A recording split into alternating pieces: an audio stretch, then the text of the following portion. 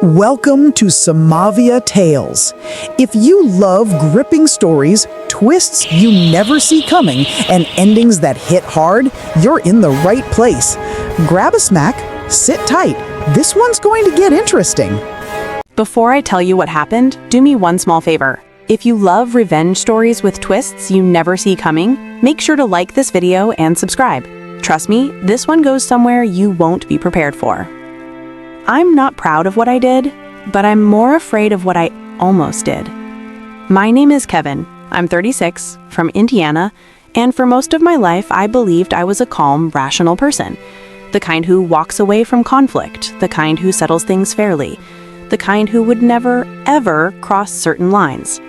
Then someone pushed me hard enough that I learned what kind of man I could become.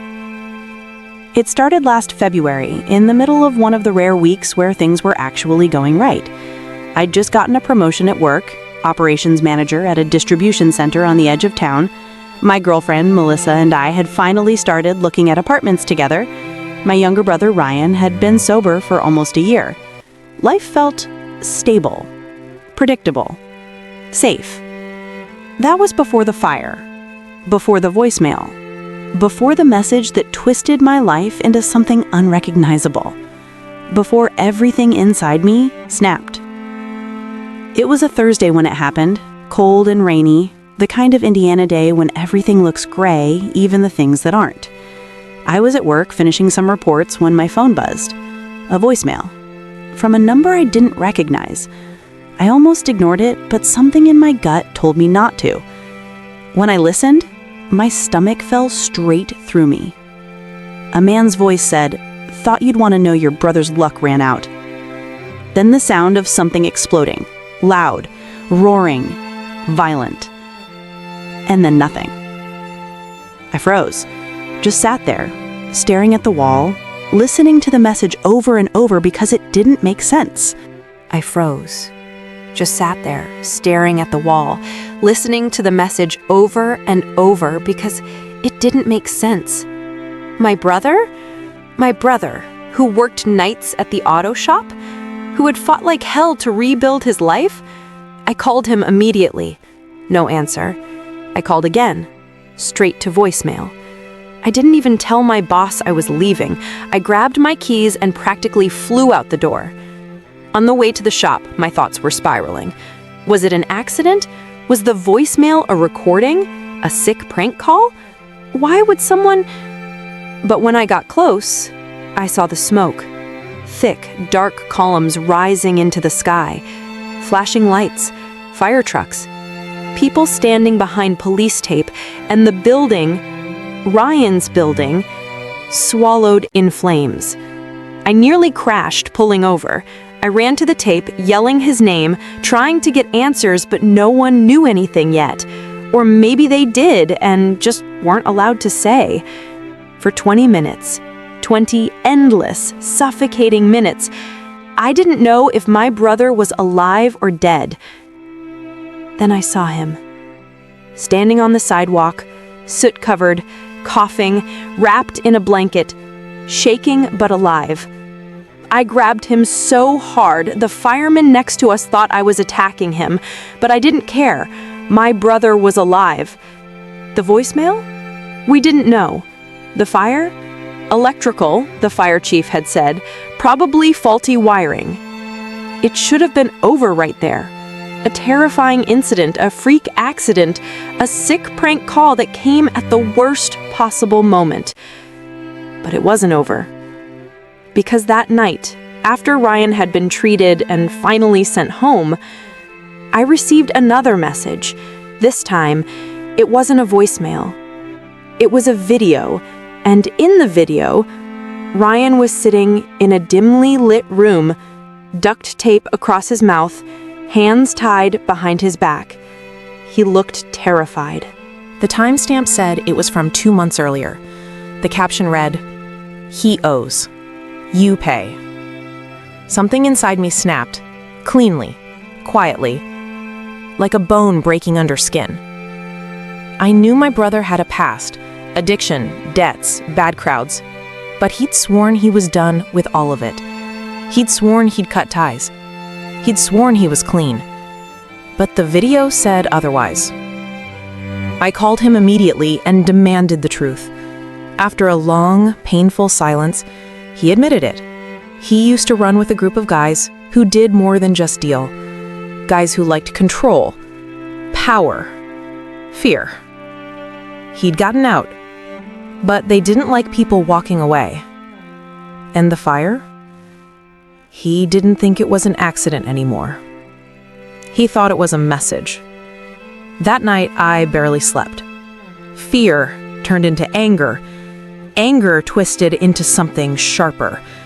By morning, it had hardened into a plan. Mid-story pause. If you're still with me, hit that like button and subscribe, because stories like this only get darker from here, and you don't want to miss how they turn. My plan was simple. Find out who threatened my brother, expose them, destroy them before they destroyed him. I wasn't a vigilante, I wasn't a fighter. I was just a guy with access to security equipment and a dangerous amount of determination. For weeks, I collected everything.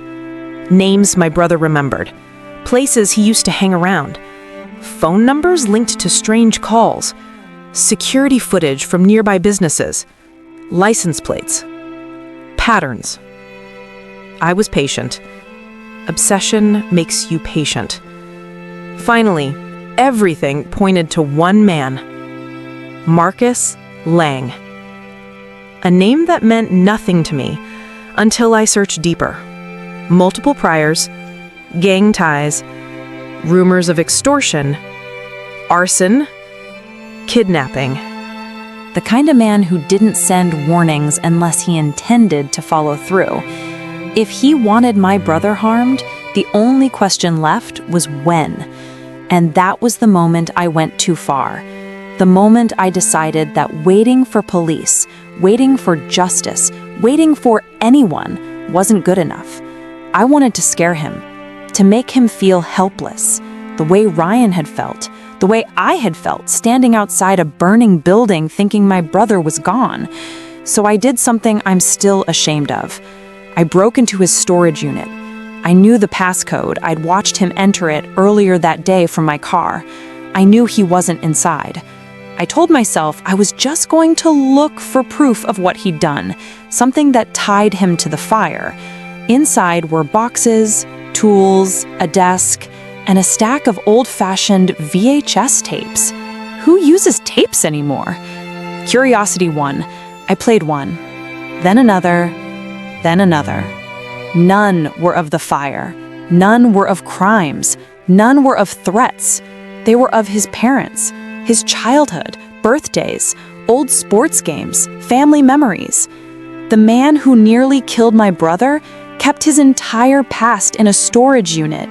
Not guns, not drugs, not evidence of violence, just memories. Something cracked inside me. I realized maybe I hadn't understood the whole story.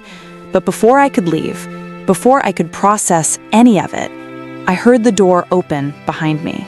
Marcus stepped inside. And the look on his face wasn't rage.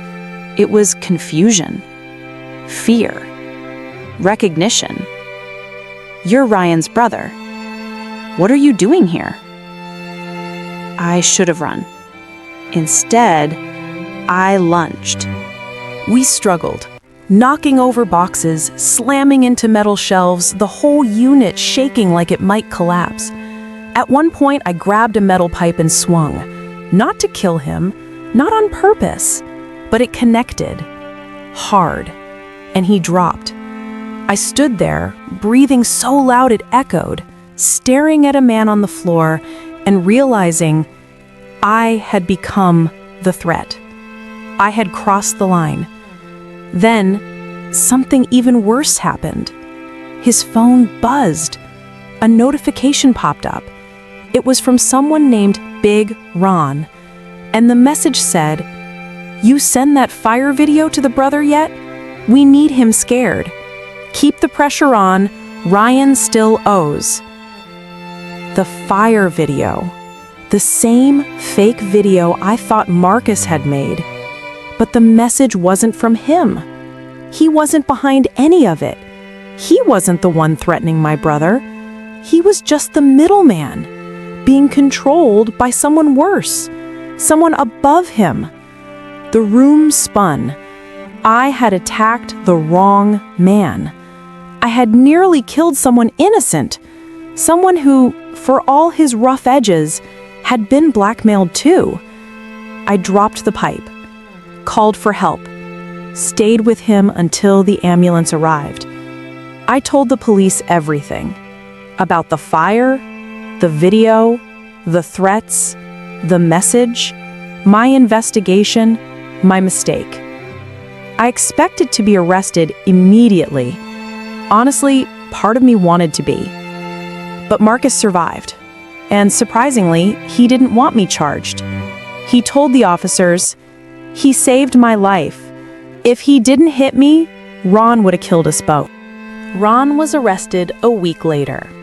Turns out he'd been running a whole extortion ring, using fear, fake videos, staged threats to keep former members silent. He'd sent the fire video. He'd sent the voicemail. He'd orchestrated everything. Marcus eventually testified against him. So did my brother. And me? I learned how thin the line is between justice and revenge, between fear and fury, between being a protector and becoming the monster you're trying to stop. I didn't like the version of myself I saw that night, but I'm still trying to understand him.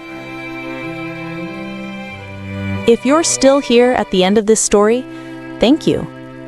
And if you want more stories that grab you by the spine and don't let go, make sure to like and subscribe. It keeps this channel going. And trust me, the next one is just as intense.